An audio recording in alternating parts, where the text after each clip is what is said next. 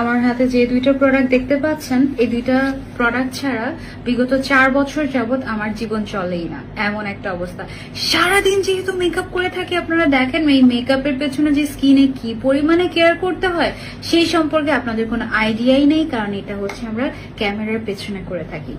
এই দুইটা জিনিস আমার স্কিনকে যেটা করে, ড্যামেজ থেকে রিপেয়ার করে। যেহেতু সারাদিন মেকআপ করে থাকি, সো স্কিন প্রচুর ড্যামেজ হতে থাকে এভরি সিঙ্গেল ডে, এবং এভরি সিঙ্গেল ডে এই প্রোডাক্ট দুটো ইউজ করে আমার স্কিনটা ড্যামেজ রিপেয়ারও করে দেয় এবং স্কিনটাকে একদম স্মুথ পোরলেস বানিয়ে দেয়। ওকে, সো এটা হচ্ছে খুবই ফেমাস, অলরেডি এটা নিয়ে বলার কিছুই নেই।